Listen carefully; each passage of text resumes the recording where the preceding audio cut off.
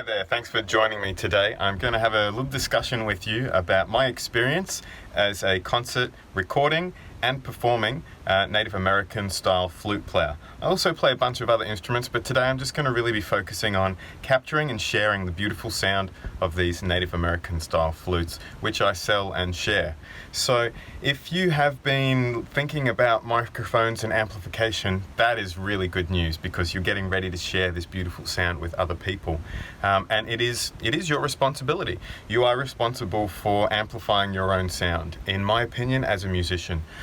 To show up at a venue and expect them to be able to handle an instrument that they may never have seen or encountered before in their life is a really high expectation. And so as a professional musician, I like to take responsibility for my sound at the delivery end when I am practicing, obviously, my skill set on the flutes, and then also taking it the next step further into the technical world of how do I then take this beautiful organic sound and process it so that the PA or the amplification system that is being offered to me or that I have decided to use is going to deliver the type of sound that I am interested in sharing.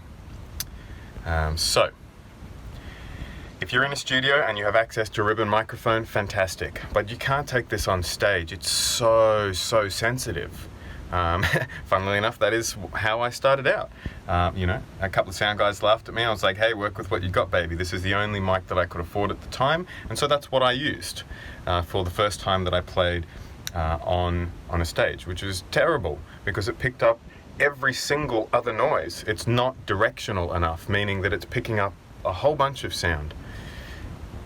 Also in the studio, a really great option is something like one of these vocal microphones. This is a Shure SM7B, and I really like to record into this microphone. But then again, I'm in a completely acoustically isolated recording environment, so I can use this really beautiful, delicate vocal mic that catches the range that most of the flutes that I like to play in as well. If I want something a little bit deeper, I'll go to the ribbon. But if I'm generally using, an A down to maybe an F or an E, I'll pretty much just stick with the vocal mic because that's the regular vocal range.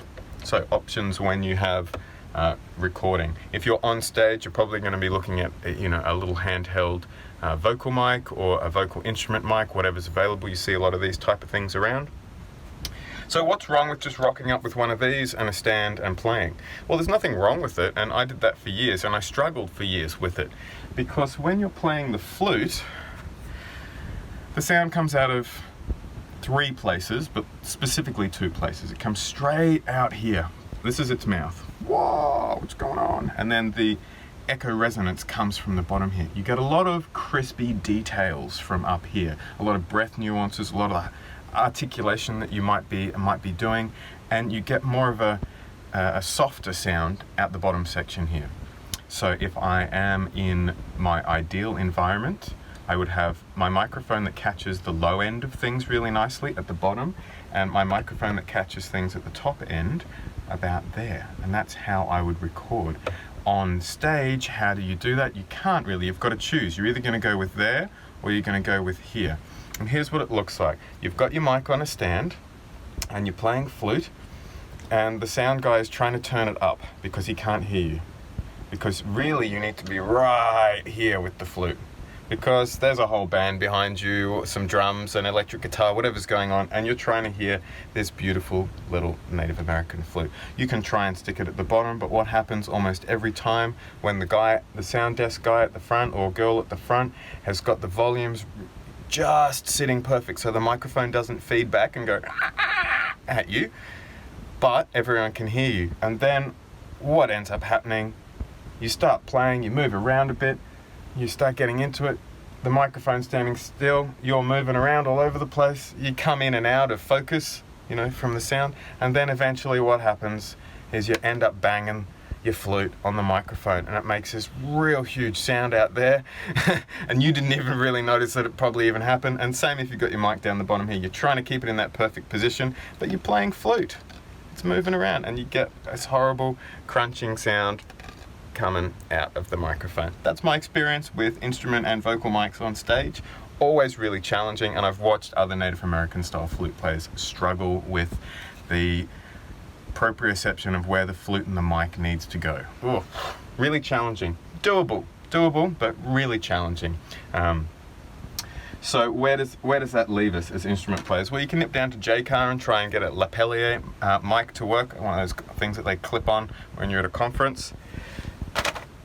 The problem with those is that they provide no amplification and they're almost guaranteed to feed back on you.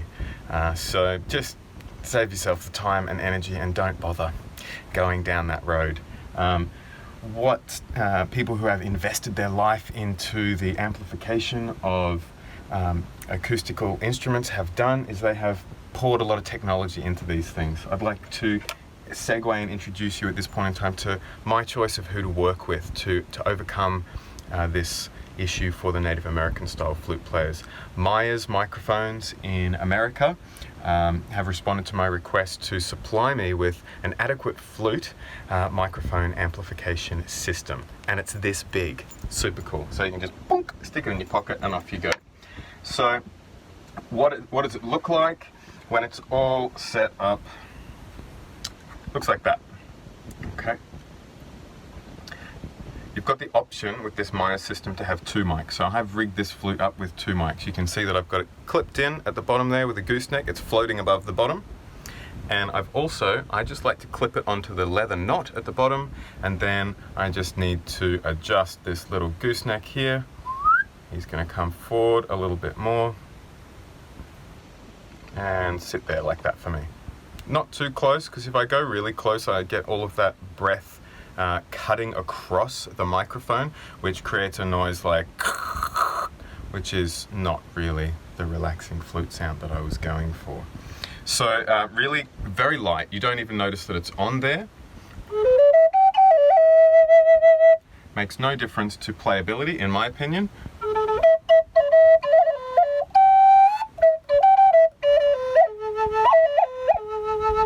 So you can move around freely and express yourself. You know, you can put the flute down, you can do all sorts of things. Myers dual mics. Okay, so this is the dual mic setup. In this little pouch comes 3 microphones, these 2, and then just the single version. So if you didn't have this guy on, dunk, it would look like that. Okay, but that's not what I'm saying. What I'm saying is that there's 3 microphones in the pack. This one, which is a dual mic, you can see the two cables coming off, and this one, which is a single mic. So you're actually getting 3 microphones. So what I do is I leave this one on my flute and I keep this one for my trumpet. Or you could keep this one for your other flute.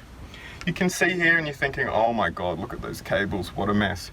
That's because I have just rigged up this flute to give you an example, to be able to show you what's going on. If this was going to be my concert flute, I would get serious and make it nice and tidy. Let me show you what I mean. Here we have an example of the back of one of my concert flutes. Okay, no cable hanging apart from where it's coming off to plug in. And that's just done with a nice smooth line of electrical or gaffer tape there. So that's how you overcome that little possible snafu there. Okay, so what happens at the end of these cables is they plug into the Myers amplifier. Okay, now this guy is the gold. The absolute gold. This is what none of the other microphones that we've looked at so far are doing for you. They are taking this beautiful acoustic signal that's coming from here and they are filtering it and turning it up to a reasonable level so that when it comes out through this jack plug, the sound desk or whoever is ready to receive that signal is getting the signal at an optimized level without too many rogue frequencies. So it's actually doing a lot of work, this little box, and it's got its own volume control. Oh my gosh, that is so good for us. If we're trapped up on stage and we don't have a direct line of contact with whoever's got their fingers on the volume knob for the big speakers, the PA, we can turn it down ourselves. If we need to cough or we need to change the mic setup, we want to move something, if we touch it and the volume's all the way up, boom, boom, boom, boom, boom, goes on out the front through the speakers. We can be responsible for our sound and turn it up and down here. Again, fantastic feature. Why this plug? Well, this plug means that you can do pretty much anything. you can plug it into a guitar effects unit and get some really psychedelic sounds, baby, out of that. You just plug it straight into your multi-effects pedal.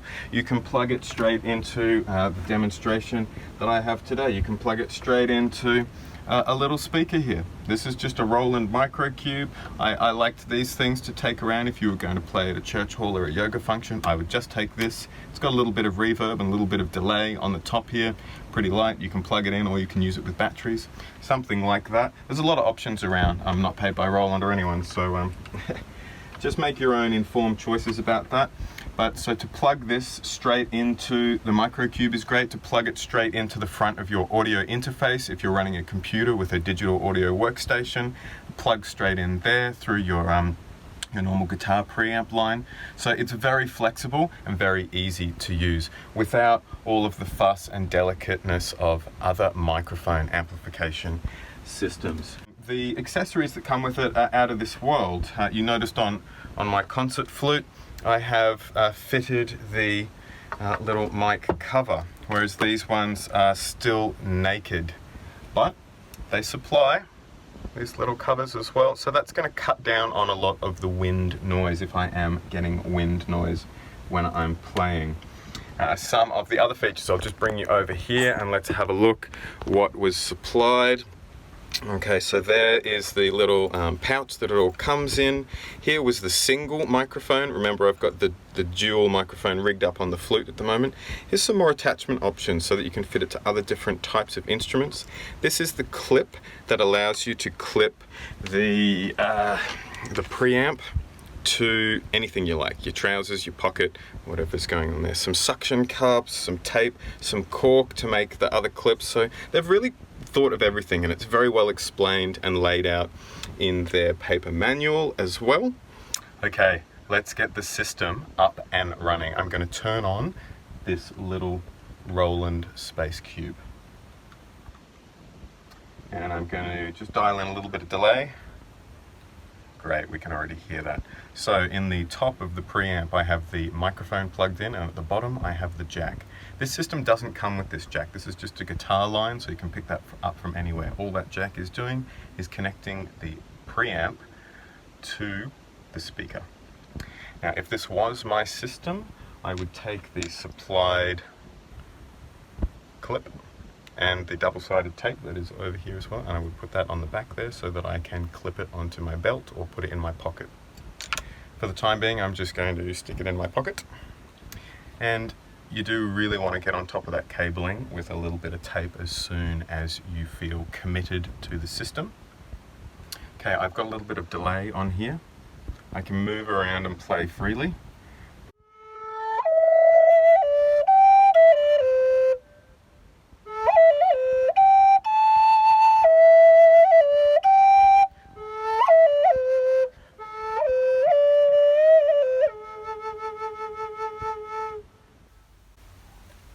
And there you have it. Really simple, light. You saw how quick it was to set up and plug in. Okay, I'm going to pop a reverb on now, just for those of you who are a little bit new to the audio world. The delay is the boom, boom, boom, boom, boom, boom that we just heard, and this one is the reverb.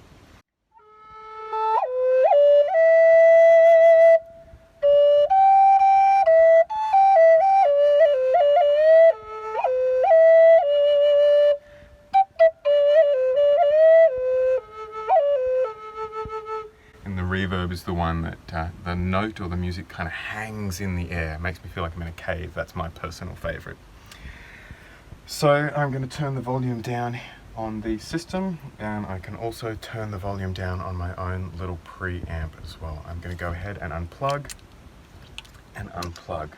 Okay, and then this little guy goes back in his home. Okay, just down on this shelf here. I quickly unclip the mic, unclip the mic. I'm back to my standard Native American style flute now. And all these little mics, they just can curl right up and go straight back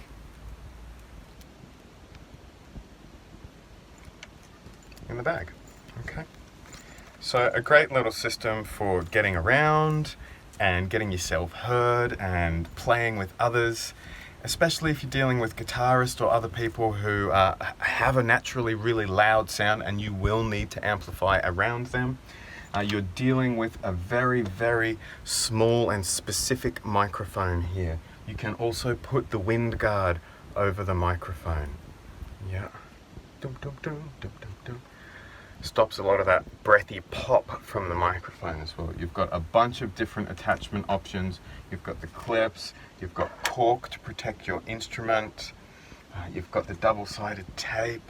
Everything that you can think of is supplied here, and when it ships out in a nice sturdy cardboard box, and it comes with the paperwork that explains and shows you all of these things. Once again, I like to keep it fairly simple. I just clip one mic onto the knot here, and then I clip one mic into the base of the flute there. So I hope that's been a little bit informative for you, talking about the different types of mics that us musos come across.